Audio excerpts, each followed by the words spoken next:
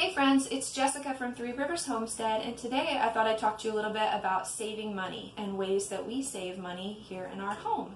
I am a homemaker and we're a single income family and a very large family at that, and so saving money is really important to us. I'm a homemaker, I don't draw a salary, and so I view it as my job to take the money that my husband brings home with his paycheck and to not waste that money and to be the wisest steward of those financial resources as possible. And one of the easiest ways that I've found to do that is to avoid purchasing disposable single-use items. And I've worked really hard over the years to try to limit our use of those things. And I've come up with some creative solutions to avoid that, mostly using cloth items around the house. And so today I thought I would take you on a tour and kind of show you some areas that are pretty easy to make that switch in your own household. Also, I'd like to include each item that I show you up in the corner. I'll include a monetary value, the money that I'm saving, how much I would be spending per year if I instead purchased the disposable alternatives. And I came up with these figures just by searching online for how much the average American family spends on these items. And obviously we're not the average American family. We probably would be spending more because we're larger than the average American family. But I wanted to give you a rough estimate of, how much all of these items would add up to.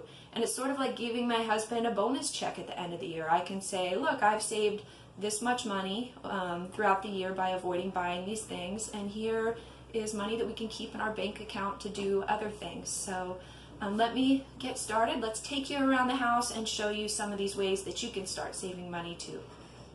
So the average American family supposedly spends about $182 a year on paper towels. And I can honestly say that I haven't purchased paper towels in well over a decade. I just haven't found a need for them in our household. Funny story, at the beginning of the pandemic back in March, when toilet paper was so impossible to find in the store, my husband came home so proud one day. He's like, look honey, I found some toilet paper. And then we looked a little further and it was actually a big package of paper towels, and I was like, oh no, what am I going to do with these? And I've had a 12 pack of paper towels sitting in there, and I've only gone through one roll in the last 7 months. So I can't really find a use for them in our home other than maybe draining bacon grease or something, because I've found other alternatives instead of using them. So one of the first things I do is up here right by my sink, I keep 2 baskets. I have a basket of wipes that I use to wipe down kitchen surfaces after meals or wipe down the stove.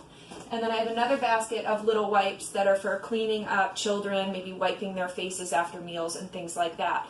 I keep them right by the sink, and it's really handy and convenient.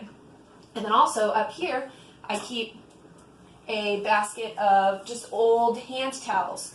And then what I can do is, if we have a large spill or a mess that maybe requires something a little sturdier than just a little wipe, I'll pull down a hand towel and we can wipe messes up that way. And so these things can be washed. I'm not having to repurchase paper towels, and it's really been helpful in cutting down our budget.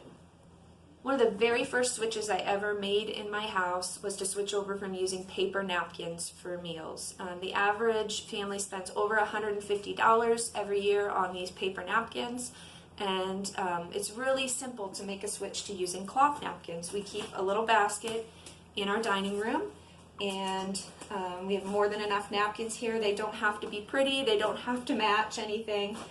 We do reserve usually a nice set for meals. If we have a holiday meal or something where we're having people over, we'll have nicer cloth napkins.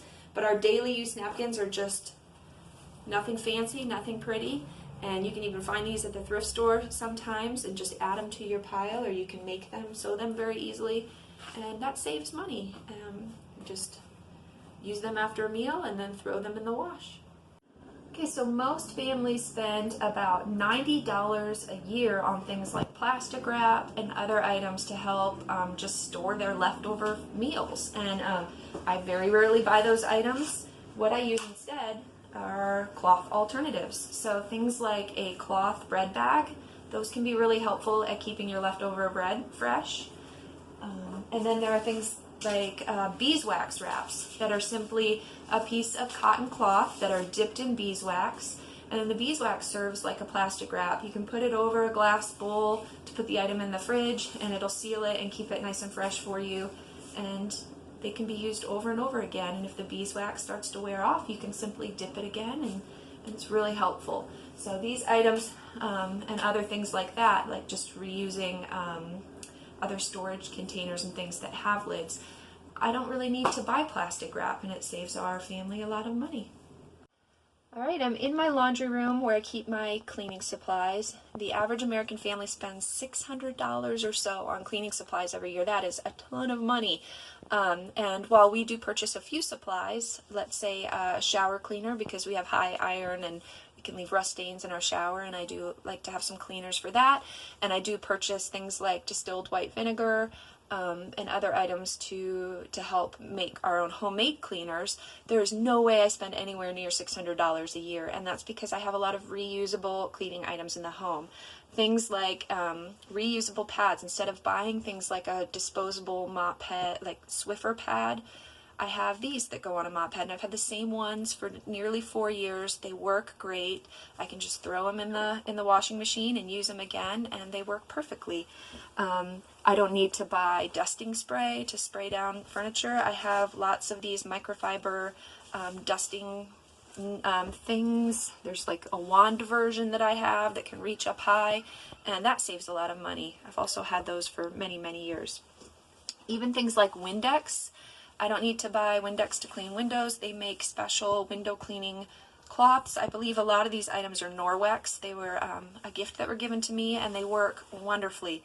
I can just use water and a wipe to wipe down my windows, and there are no streaks left, and that is a great alternative. Clorox wipes are a huge one that a lot of families spend a lot of money on, and I make my own. I have this jar, and I fill it up a lot of times with vinegar, sometimes rubbing alcohol, a little liquid Castile soap, some essential oils, and I have a healthier alternative to the chemical Clorox wipes that you would use to wipe down surfaces. And just once a week, I make these, and then the kids even, I feel like it's safe enough that they can reach in and grab one and clean whatever surface they want, and then we just wash them at the end of the week and refill. Super easy to do, saves us a ton of money, and it's really helpful. This statistic really blew me away, that the average American family spends over $600 a year on disposable plates for meals. That blows my mind for some reason, because I just can't imagine, especially in a home where you have a dishwasher, having the need to buy disposable plates, and that's a lot of money.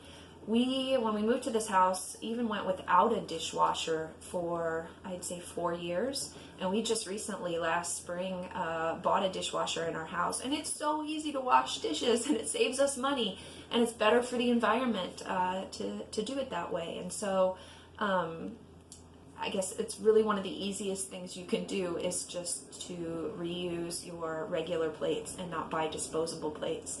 There are seasons of life where disposable plates are helpful, and like after I have a baby for the first week or so and things are a little crazy and chaotic, people will drop off disposable plates, and that's a blessing and it's very helpful.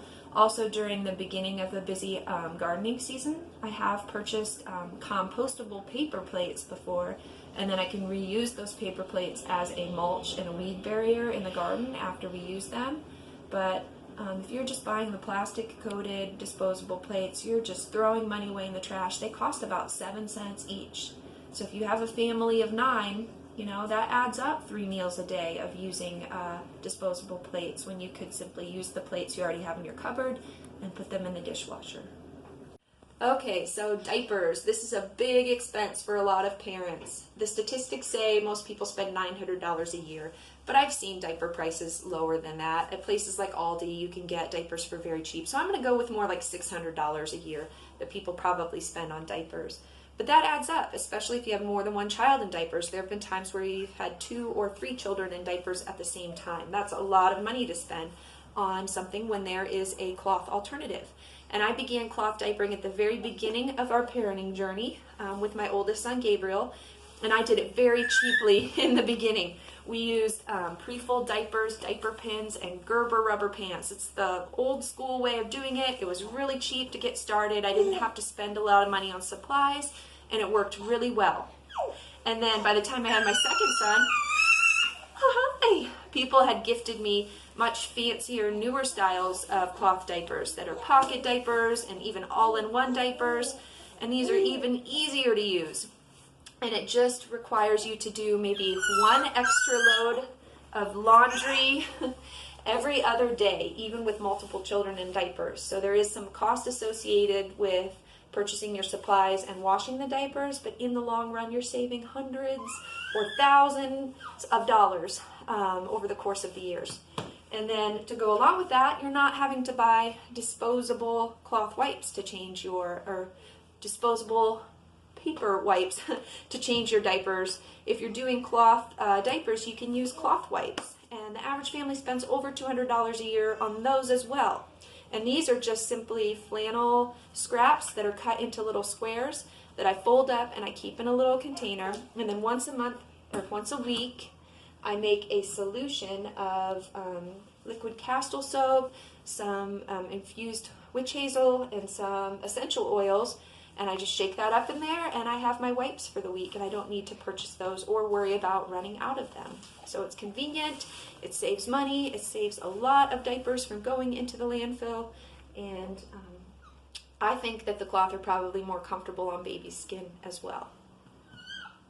So this is probably one of the items that is hardest to sell most other homemakers on, and that's the idea of cloth feminine hygiene products, cloth menstrual pads. And I've been using them for about 11 years now, and I think they're super comfortable. I would never want to go back to the scratchy disposable ones after using these, and they have saved me a ton of money. The average woman spends $120 on things like pads and tampons every year. That's a lot of money that could be saved simply by doing this. And I keep a basket in the bathroom, and I pull it down whenever I need them, and there's every size from a panty liner all the way to a heavy flow pad that you could use for even postpartum bleeding. I've made a lot of these out of old cloth diapers once they're worn out and can't be used, and then I just repurpose them. And there are lots of companies, if you don't want to make them yourself, that sell really wonderful, comfortable versions, and it's a great alternative to save you money. So you're probably thinking, that's a lot of cloth to wash. How much laundry are you doing with all of these cloth alternatives? And it really isn't a lot. It seems like a lot, but it only adds up to maybe 2 extra loads of towels and rags and things I'm doing every week, and maybe 2 loads of diapers that I'm doing as well. And so there's a little bit of cost associated with the electricity and the water and the soaps to wash those things, but it pales in comparison to how much you would be spending if you were purchasing all of these items and then having to throw them away. So the laundry really isn't that much, just a couple extra loads a week. So there you have it. There's a tour of some of the little areas in the house that we try to not use disposable single-use items, and some of the alternatives that we have. In doing all of that, if you add it all up, I'm saving thousands of dollars every year. And so that's, money that we can put in savings. A lot of that is money that we can do to fund other projects around the homestead. A lot of people ask me, how do you afford organic, quality foods for a large family? Well, this is how. You save money in other areas so that you can increase your food budget a little bit. And I talked in the beginning of this video about being a wise steward of your financial resources, but we have to remember too that as Christians, we are called to be wise stewards of God's resources as well. And avoiding disposable single-use items is something you can do that's environmentally friendly. It's being resourceful and frugal, and as a homemaker, I feel like that's my job to do those things. So I hope that this has encouraged you. Maybe you can find some ways to make some changes in your own household and save some money. And if you have any questions, leave them in the comments. I'd be happy to answer them. And I hope your day is blessed. I'll talk to you again soon.